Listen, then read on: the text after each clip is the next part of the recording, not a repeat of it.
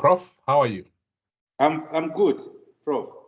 Excellent. Yes. I'm so excited to be having a sitting with you. And we need to make education fashionable on the continent.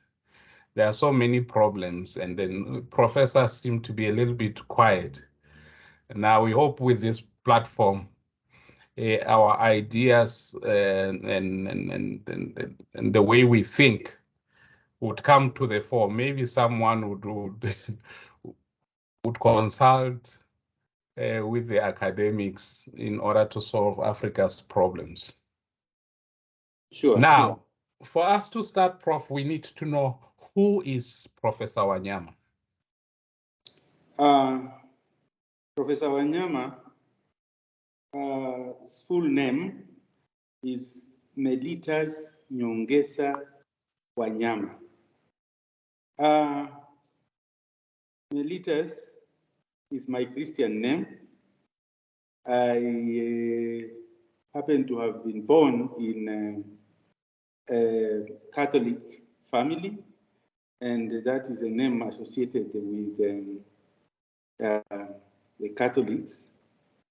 I am told, and I also confirmed that I was named after Saint Mellitus, the first Bishop of London. And I read about him. He was a very courageous person, and I always worked towards emulating him, because when there was there was war against Christianity, as religions were, especially the Islam was spreading towards London. There was a lot of church burning and wars of that kind, and this Saint Mellitus is disrecorded that he fearlessly entered into the fire with some water to quell the put off the fire. Desperate efforts, but I thought that was very courageous. It has helped me to keep me moving courageously to try new things and to move on. The second name, Nyongesa,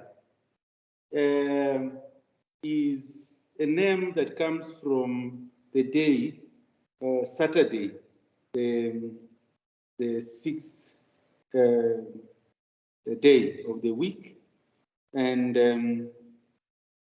in my community, the Bukusu, who are a sub-tribe or a sub-community of the larger Luya community in Kenya, that name is common for people who are born on Saturday. According to the tradition, this is a new system of counting days that came in when the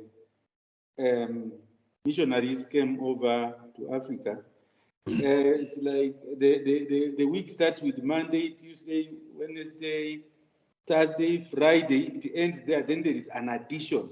That is, addition is an added day that follows the end. And in Kiswahili, kuongeza is to add.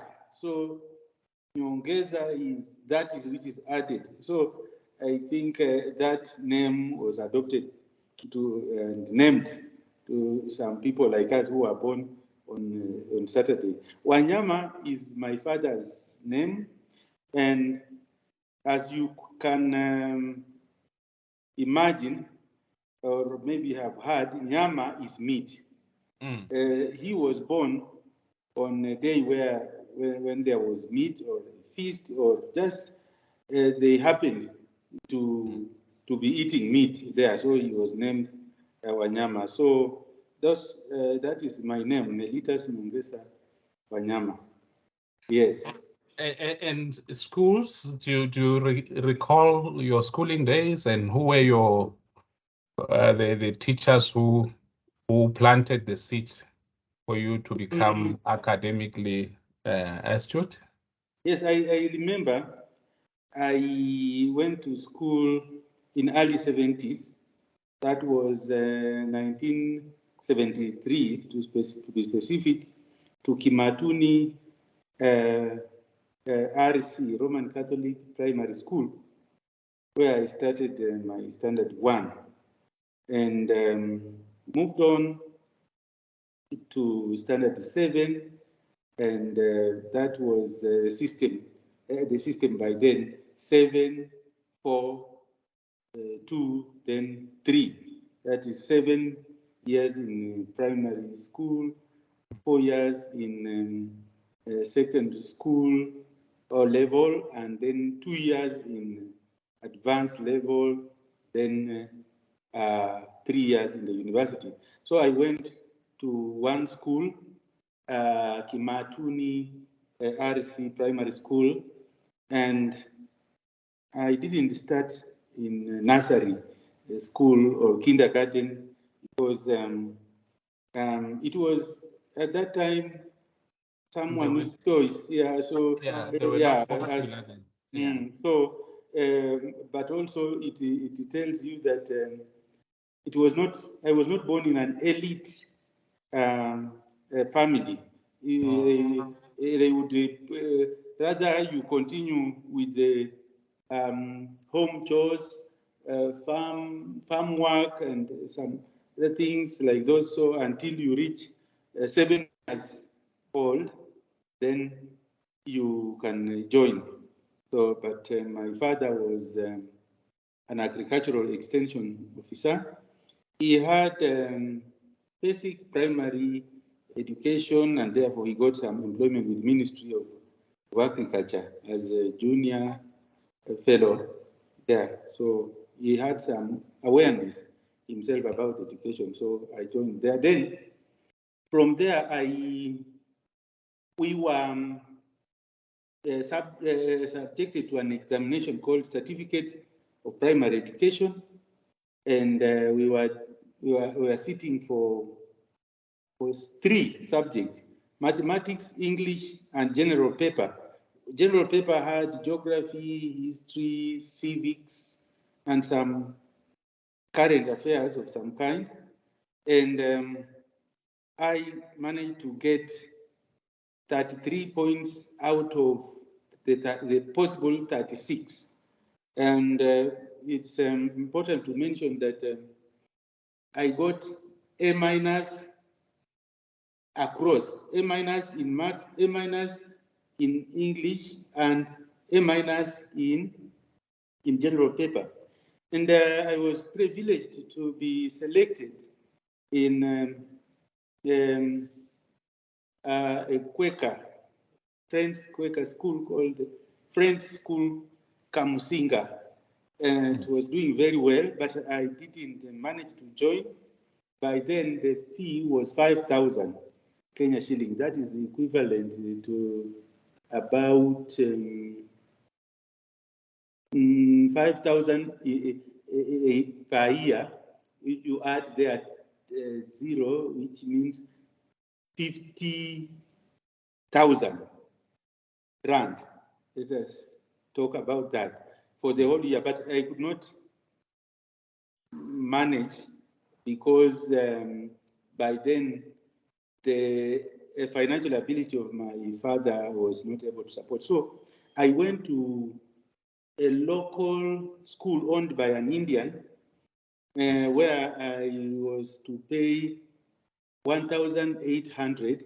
That is about a third of that.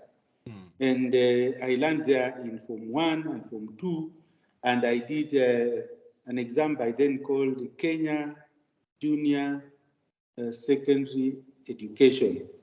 And I passed that exam because the exam was structured in a way that it had 8 subjects, and even if you got 8 in 4, you would have failed. So you have to get at least D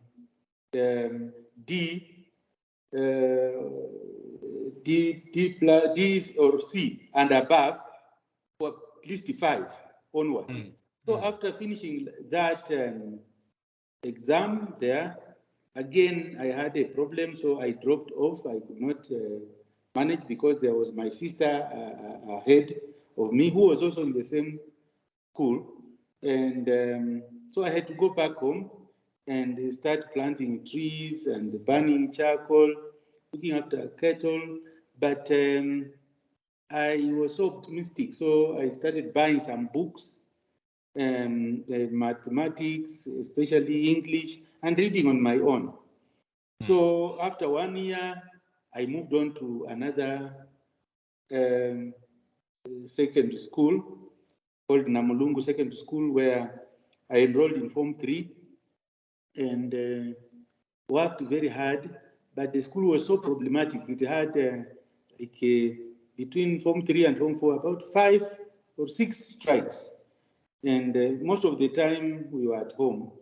But reflecting on problems at home, I managed to work very hard and got a Division 1, which is the equivalent of, like now in the current status, an A, mean grade of an A. And I was admitted to a level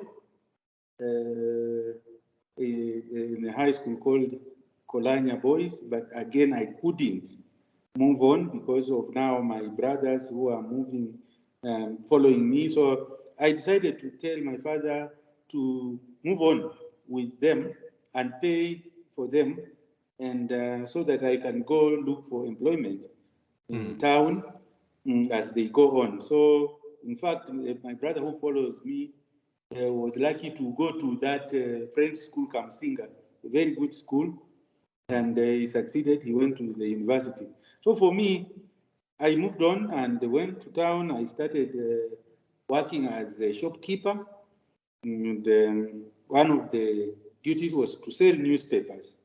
And then in the process, I met an education officer, a primary school inspector called Shadrach in Dimuli, who shared with me about the possibility of joining the primary teachers college. And he advised me on how to go about it. So I applied. And after 2 months, I got an admission to go there. So I went back home and I didn't have the transport. I remember the late headmaster Raphael Mahanu, who helped me with 300 shillings and Kenya shillings, and I used to travel to Mosorio Teachers College. That is where, during orientation, we were told that starting there as a certificate is not the end of the road. One would pursue subjects of their choice, the subjects they like, and then move on to higher levels and even go to do diplomas and degrees. And in that session, we were introduced to somebody who had learned in the same college. He was called, now he's the late Edward Namukoa.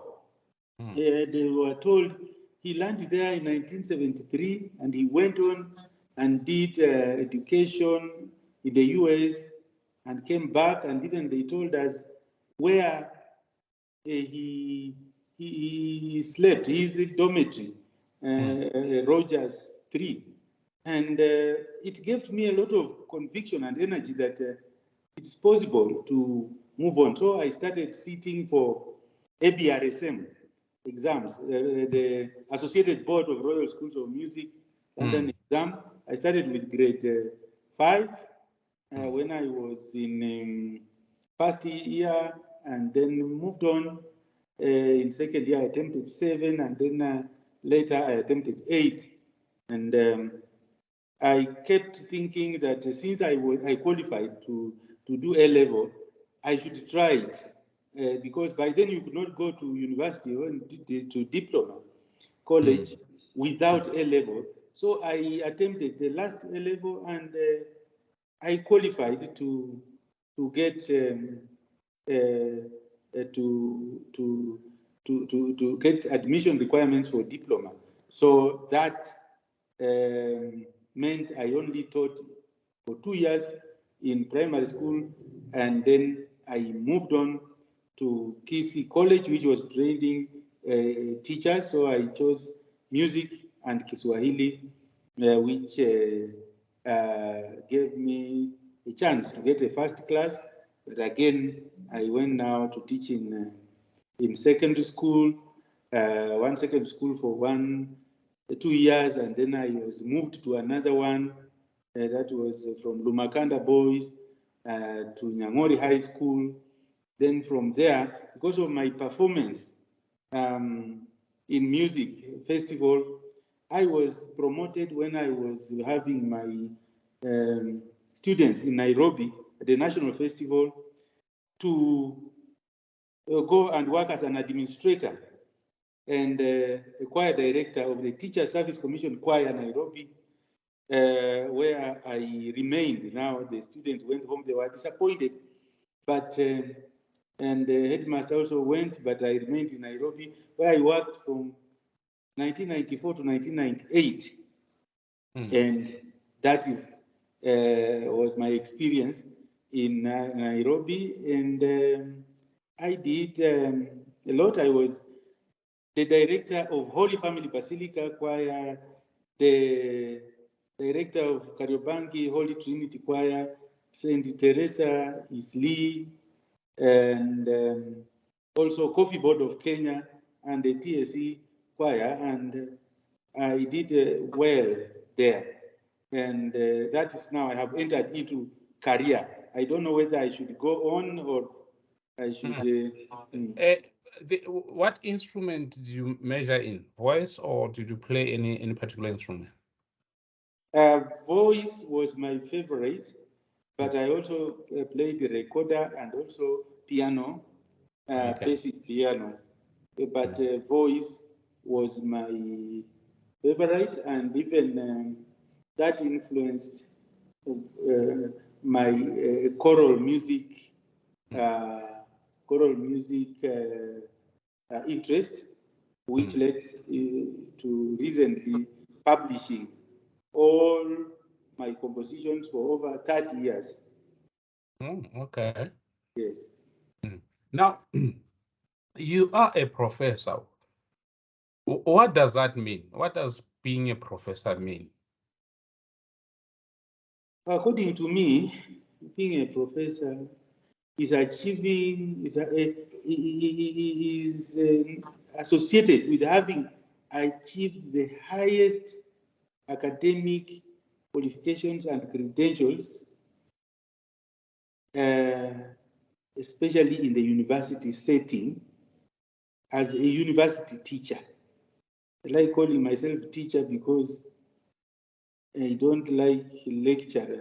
Lecturer talks to the people and tells them what they should, they would take to, they wish to take, and they would wish not to take, and goes away. But for me, I like dialoguing and even learning from my own students. So a professor is an advisor, according to me. A professor is should be a mentor, a person who should provide the way,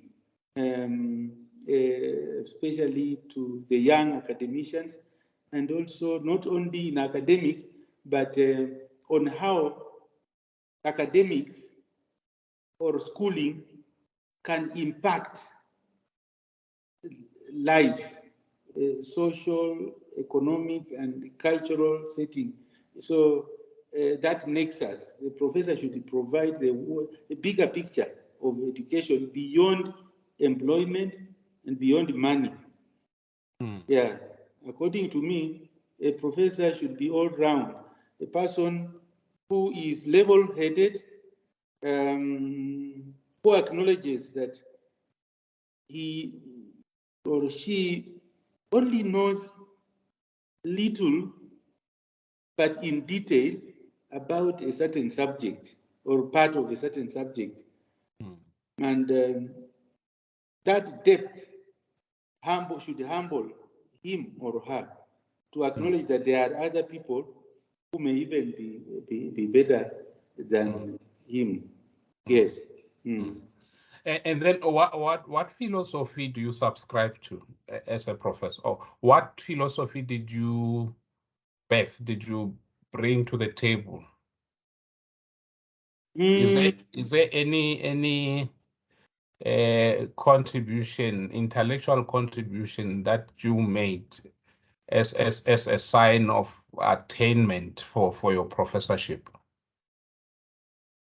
Yeah, sign of my attainment, I actually, as far as I'm concerned, especially in the Kenyan context, I came out as a professor who has endeavored to share the knowledge gathered over some time in my own context with other scholars and people. I have these books that I wrote. You authored those books? These books, and they are, the title is Anthology of Music Arrangements and Compositions, a handbook for universities, colleges, and schools, volume 1 up to volume 3, volume 2, and volume 3 here. And if, now that you have asked, I can tell you briefly about this book. At the back here, yes, it's written there, Anthology of Music Arrangements and Composition is a documentation of Professor Wanyama's musical arts creativity over a period of 30 years, from 1987 to 2017, as a music academician in primary schools, secondary schools, and universities. This work contains 66 creative musical works and is published separately in 3 volumes, each based on specific themes. Volume 1 is a collection of 28 compositions, secular and sacred. Volume 2 entails 18 arrangements, secular and sacred. And Volume 3 documents 20 popular music arrangements, topical songs, and patriotic songs. The 3 volumes, covering a myriad of music-making styles, text setting, and compositional nuts and bolts, are resourceful to music scholars at universities, colleges, and schools in Kenya, Africa, and beyond. So basically, that is what I consider to have been the most original to me. I decided to publish what I did myself. Yeah. Yes, because all along I have seen people talking about other people's work and not doing so much about what they did. So this is it, the 3 books. Okay. But yes. Obviously, over and above those books, you've published extensively in different journals. Yes, I have published several articles ranging from music education, on researching on African music, making and the youth involvement. And also I have written 6 entries, encyclopedia entries on the music of popular music of Africa, all in Bloomsbury Encyclopedia of sub-Saharan popular music, including rumba, including omutibo, including isukuti, including mboko, including bango, and the litungu music. Yes. Okay. So the Bloomsbury Encyclopedia is one of the very highly rated encyclopedia. So I was also very grateful to have been given that chance. Okay. Yes. And the books, are they available somewhere online? The books are available on order because they are on the website. There are even copies have gone up to these 3 copies are in the Library of Congress. Okay. So people who want to order can order. You just order from me, and then I would. Or from a particular website. From www.utafitifoundation.com, but also if you can call me on my number +254 722 313515, I can give direction.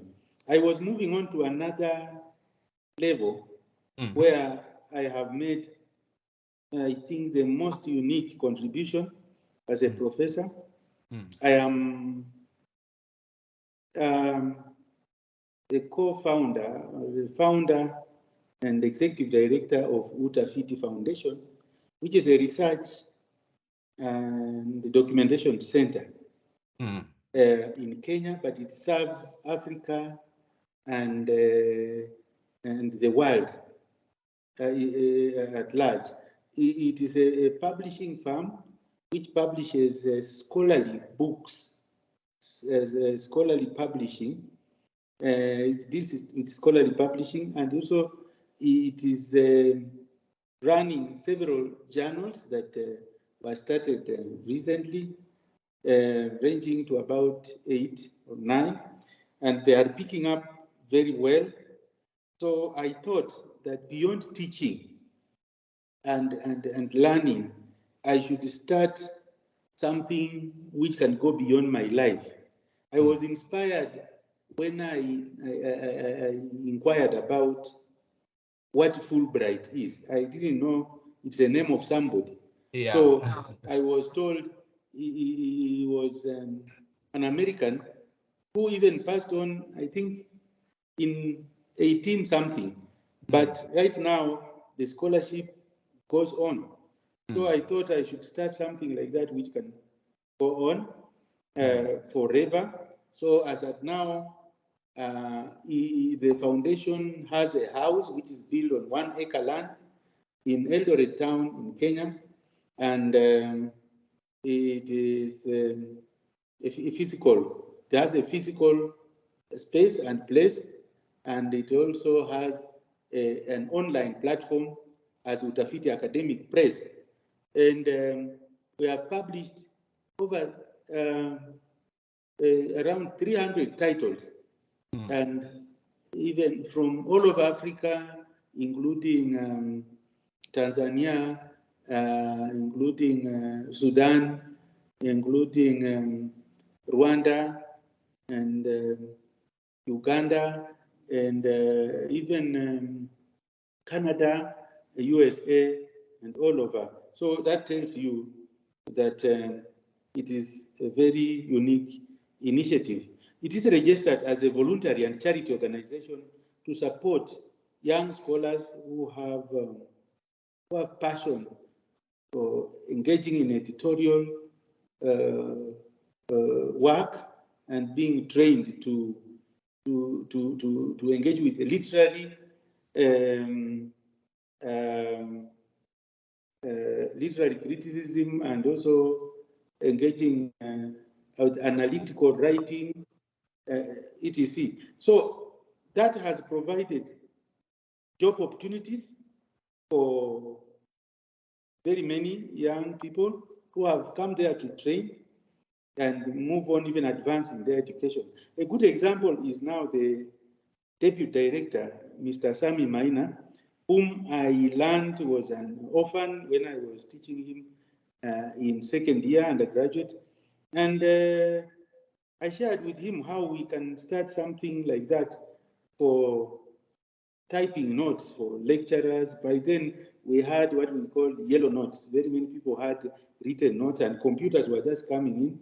So we capitalized on that for him to type, and I proofread, and then we move on, and then that's how Utafiti Foundation was born. from the allowances there, little by little, he paid his undergraduate, he finished, and also he went to master's, he finished, and right now he's in his PhD, and he's doing very well in PhD work, and is nearly finishing. Another one is Lillian, who came there with a bachelor's in hospitality, and now she has done master's in human resource management, and she's the administrator of the foundation. So I believe that is a unique contribution. Now that it is already serving as an employment channel, giving livelihoods. These people are supporting their families, etc. And just hoping that it will even grow bigger and employ more people. As we talk now, we are thinking of expanding to other parts of Africa, like South Africa, and even I'm courageous, thinking that we should even open an office in South Africa, Cape Town or somewhere like that, to have a branch there that can coordinate the activities, and we move on. So according to me, that is a milestone. I don't think I've heard of much of that. Yes, there's a lot that other professors have contributed, but if you look at a unique niche, then that forms my uniqueness. Yes. Okay, excellent. Now, Prof, let's move outside your area of specialization and speak in broad general terms. You are referred to as an African scholar. Yes. What is an African scholar, according to you? An African scholar is, first of all, a person of African descent, born in Africa or of African origin, born and lived in Africa, and worked and studied in Africa, or in and out, but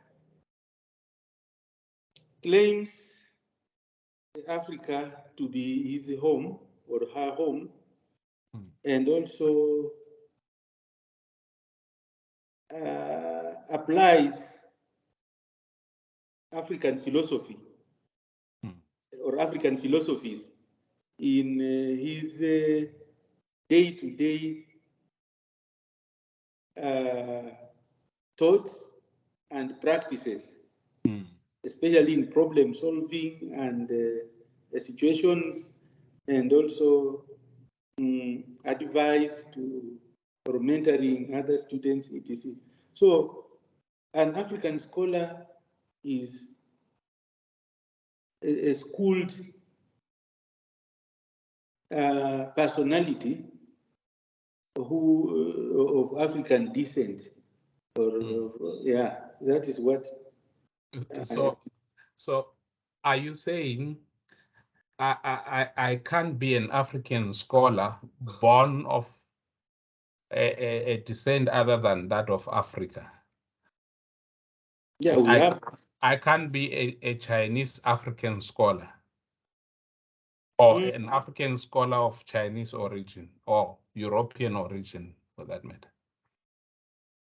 Yeah, for me, I think if you have engaged with matters African, even if you were born where somebody like John Blacking, for example, yes, was, according to me, an African scholar, because he did more on Africa than most of us, or Cubic.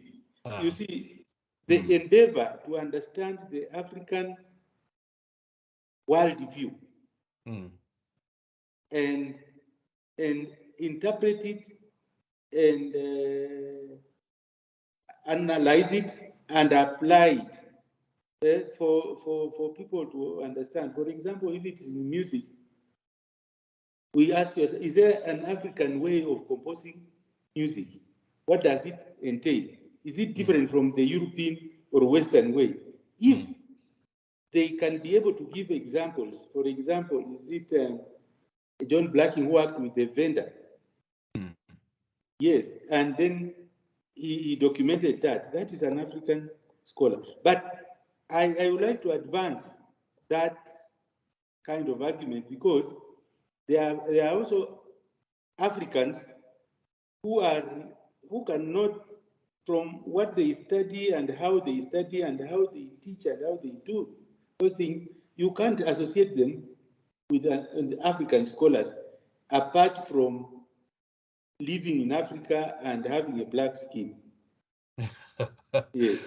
Okay, it's the other side of the same coin. Yes. Yeah. All right. Then, what is your responsibility as an African scholar towards the well-being of the continent? What are you doing to contribute to the well-being of the continent? Because you and I know that this is the richest continent, but the populace is the poorest in the world. Do you have ideas of how the whole collective of African scholars can put shoulder to the wheel to ensure that Africa at least see better days? That question is complex because poverty, being educated in most cases, in some cases, does not provide wealth directly. Because the same scholar is paid poorly, poorer than a politician who would be semi-illiterate or semi-literate. Semi-literate, I mean. So the prioritizing politics in the place of academic qualifications, production of knowledge, innovation, etc., is the problem. You know, yes, we have many problems in Africa, but Africa, as you rightly put it, has a lot of resources. Some are exploited, some are unexploited, some are exploited to the detriment of the Africans themselves because the raw materials are taken away to be processed into items that come back as commodities to be sold to the same poor person and at exorbitant prices. So I think, as I said, the question is complex because the very African scholar is not remunerated in a respective manner. Because I have taught very many students who have become politicians and then they earn a lot of money and they invest a lot and they become rich and happy, but there are very few. No politics. We can't all be politicians. So until and unless, according to me, the place of academics is respected and valued, that poverty cycle will go on. Yes, academicians do research in science and even in the arts.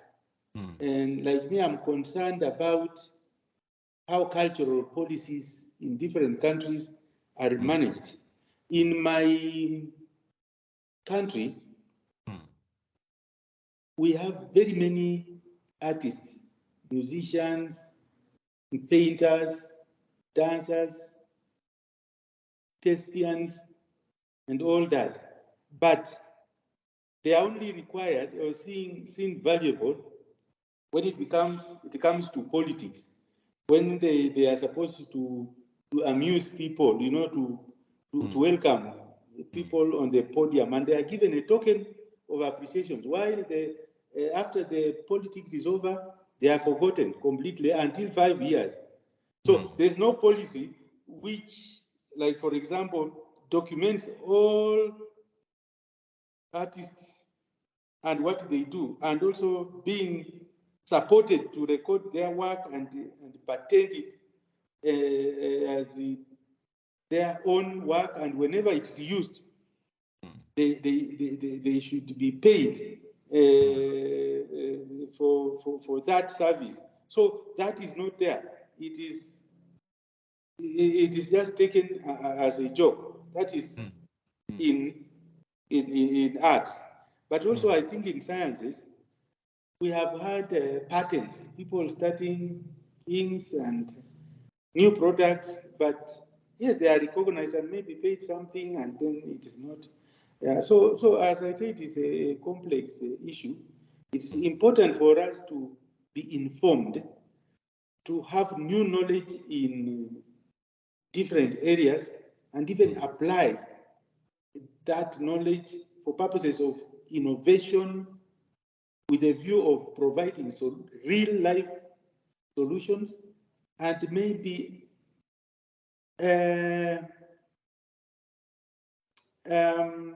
trying or endeavoring to have an entrepreneurial angle to each knowledge package in every field.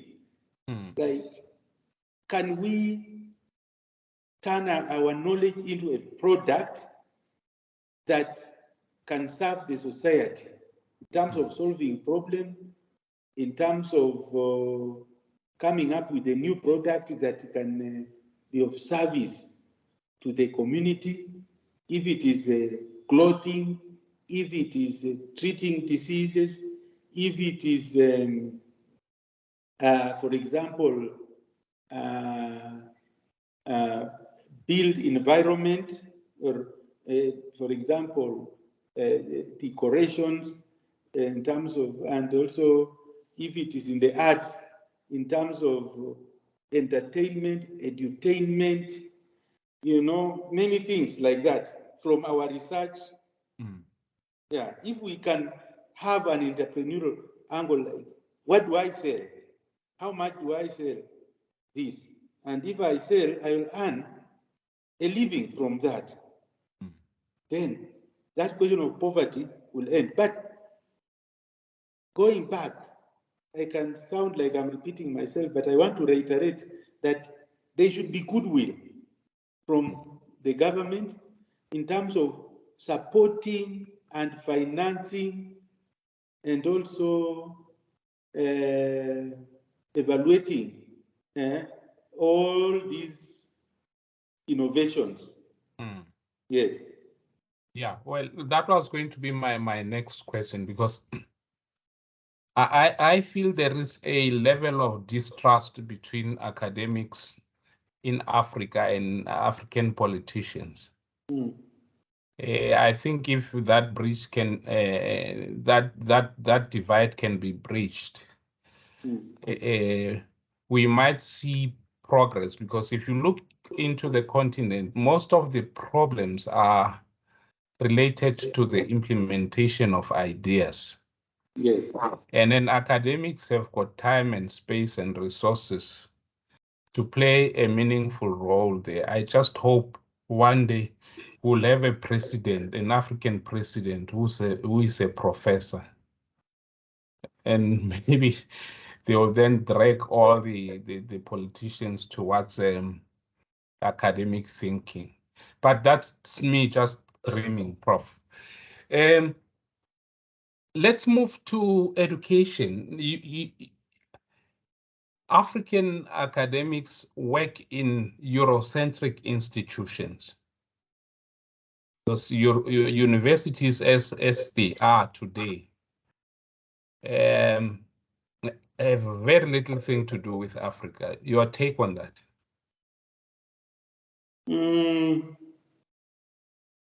I think there's no other way they would have been different, because all these university thing or university education was just introduced to Africa. We had our own equivalent of, I think, of university in terms of as somebody grew from childhood, they were initiated into different stages of life, and people learned wisdom and learned skills from using apprenticeship and all that. But when Western education came in, of course, the structure changed, and we started adopting the university education. So there's no other way. We would say this is a university, and then we say this is the African university way. But there has been deliberate effort to Africanize some knowledge bases. For example, I've seen PhD thesis being researched on indigenous ways of managing climate change, food preservation, for what we call food security issues. There are some calls that have several times in recent years been floated around about going back to the roots, to what the cultural ways of doing things that enabled the Africans to have food security. Because there was no like widespread hunger, because people prepared in a way, they stored food, and they also managed their climate changes, predicted and unpredicted, very fairly well. So I have seen such efforts where it is presented as a way of mixing the two divides. Whatever is in Western perspective that is useful to us is picked, but there have been deliberate efforts to say that, look, yes, we cannot go, there's no way we can be Western 100%. First of all, we are in Africa, and we have a history which informs our present and can also help us to plan our future. So there are those hybrid approaches to knowledge, innovation and preservation and application. And that is why there is this debate about indigenous knowledge, IK, indigenous knowledge studies or research that looks into the traditional methods of doing things in Africa and seeing whether they are still useful, despite the fact that they had been, Africans had been brainwashed that all that they were doing was just something in the dark and satanic, and would take people nowhere. And first of all, they started by saying a dark continent, you know, where you can't see anything. But we can see that there is a lot that we can learn from. For example, recently I attended a workshop where a presenter was talking about how a certain community from Rift Valley would look at the entrails of the animal, the goat or the cow, and you can tell that there is a looming danger or looming hunger or somebody yes, and they have the way of looking at it, and they have also the prescriptions of that animal. You don't just like take a flight and fly to Cape Town and kill any cow there and shake there, and then you tell what is going to happen in that community. No, there have to be a specific animal from this place, from So, and they were living like that, and it was working like that, and they were predicting and moving on. So people are researching into that and finding out where did that innovation, novelty stop, and why did it stop? Can it come back, and can it add value for now? So I think that's what I can say. It's a complex subject, given that people, self-denial is the worst thing you can do, because it will block all the good that can be produced by yourself or your community, and you keep chasing the wind, which is too many miles away.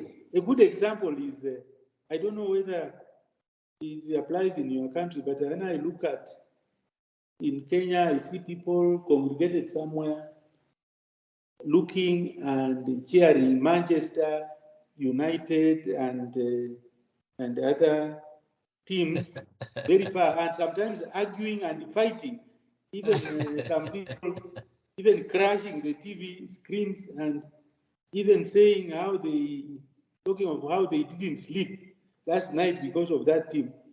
And when they don't talk, they talk very little of Bavana, or AFC Leopards, or Gor Mahia, or Uganda Cranes, or Yanga from Tanzania. So it's like they are not seeing theirs as their teams, but they are seeing the other one as the team. So, are you talking about me, Prof? Yeah, you see, if I didn't know, but that you are part of the subject, so you can see. Yeah. All right, we are here now in Yes. this moment where Africa has got problems, and we've managed to at least produce a few intellectuals. If you were to offer one piece of advice that would catapult this country into a respectable global presence, what would that be? The first thing is about recognition of self-appreciation, Right. self-identity, and the value. Acknowledging that we academicians and our students and our citizens have something to offer for ourselves. We have the capability, we have the capacity to solve our problems. And then we should not look elsewhere, but look within. Solve problems from home. And then start asking, how do we do it? Then from there, we will look for ways of addressing all these problems. I think self-hate is the worst enemy. Yeah, it is, because it manifests in governments not even supporting local innovations. Yes. And simply because they don't believe that someone who looks like them can have a solution for a problem. Yeah, but that's where we are. We are getting closer to the end of the conversation. I've got just one more question that I want to ask you. Prof, do you have a lighter side that we should know about? Because there is a myth that professors are these serious people who are always looking into books and gazing at stars and sitting on top of rocks thinking. Do you have a lighter side to your existence, Prof? Well, first of all, I would like to say that yeah, we have to be serious with what we are doing for us to even achieve professorship, and also let people know that hard work pays. You don't just wake up and you become a professor, and let all professors have something to show that is unique to them, that will motivate others to move towards that direction. But that does not mean that now they start being humans, and now they behave like robots, and they don't even have what you are calling the lighter side. They should have time to relax. Of course, in a planned way, don't relax the whole day and the whole night, and then you will not achieve much. You have to plan it. So for me, I like listening to music, and I like doing exercises like in the gym and all that. Yeah, and also I appreciate dance. I don't watch movies so much because I have a lot to read and to write and etc. So I plan for my time, but whenever I have time, I look, I watch some. But I also like traveling, and whenever an opportunity arises in my country and also out. I have traveled here and there, and I like it. But that traveling helps me to meet new friends and learn from them how they do things. And sometimes I get ideas from the lighter side, which will inform now the serious side. Yeah. Then how do you carry yourself into local villages? Are you able to shed off the professor's skin and just be a village man and work with village men seamlessly? You had my background. I was the charcoal burner, the village life person. I never thought, I imagined I would be a professor, but things changed and I moved. I'm always, for example, dressed in a tie when I am in the office and all that. But I think when I go to the village, I don't remember for the last 5 years when I put on a tie in a village. No. I don't. I think it was once or something, which tells you that I want to associate. And in fact, just by looking at me when I'm in a store, what we call supermarkets here and all that, you cannot tell easily that this is a professor because of the way. So yes, I like associating with people and mixing with them. Maybe it's not the only thing is that I'm not always there because of duty, but I think I have no problem with that. Okay. Now, just to add something like that, on that, if a situation demands that I have to look like a professor, for example, on graduation day, I have to put on my gear and everything. I don't also bring jokes in there. I have just to be like that. But if there's no need of looking like anybody else. Why should I exaggerate? I'm just a simple person, a person who recognizes that you just know in depth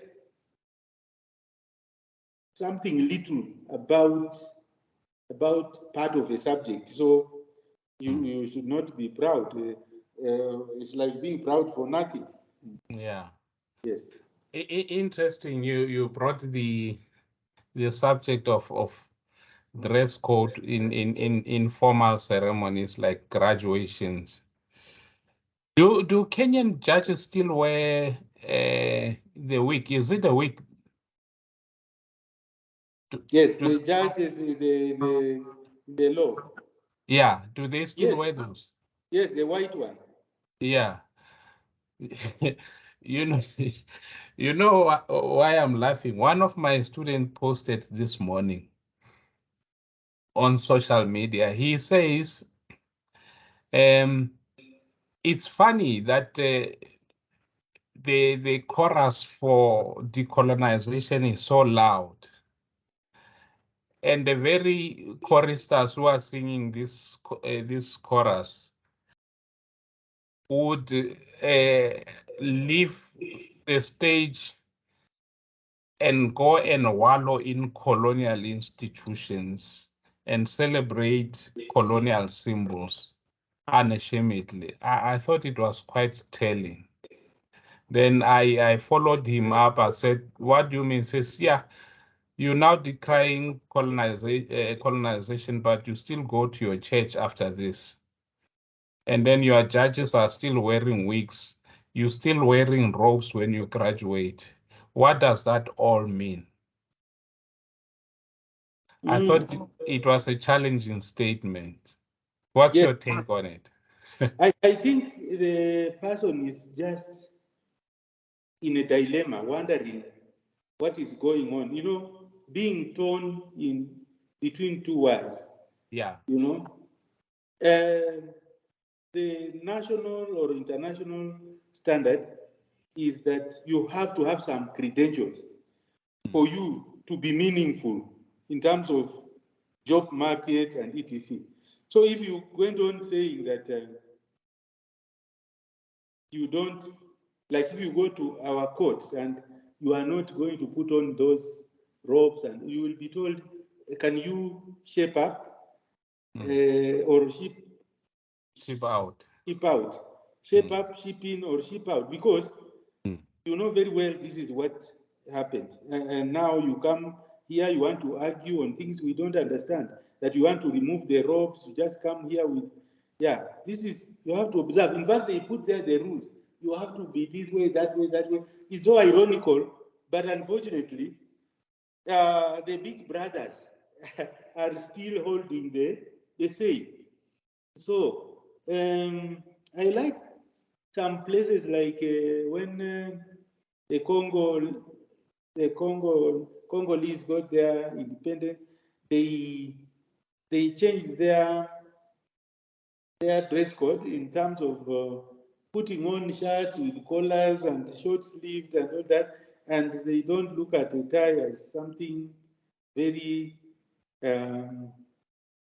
precious. So they just put on their, and even Nigerians and Ghanaians to some extent, yeah, they have the dress and all that. So, but you see, even despite that, they speak the English, and they also sometimes they do that, but they have kept some suit somewhere where which they will unleash when it comes to wanting to make sense to some people. Yes, yeah. Well, I see in South Africa the students are actually pushing, because when they ascend the stage for graduation, now you're beginning to see them wearing traditional attire and then doing traditional dance Yes, upon being kept. yeah, born after Yeah, that, you see. yeah. Yes, so it's they are remembering that, okay, despite that, even when I was there at University of Pretoria, I saw all those dances, and it's very good. It's very good to do it that way. But those very universities have traditions which inform their existence up to now. So you better do it, unless it is again a matter of policy that you can choose to do this or that, then people would choose. They would say, let me go the African way, let me go, yeah. So it's a dilemma, and it happens in many parts of the world. Even in the Western world, you find some areas where, let us even take America itself, is indeed an issue of trying to have their own identity by having different spellings from the British, who maybe colonized them or had some interaction that they wanted to forget. So they changed everything to do with the spellings. When you say labor, behavior is with O, U, R, and the other one is just OR, and so that it's so different, like they don't want the other side. But that one also is a part of telling history about how things have, how issues have developed, socio-cultural and economic issues have developed over time.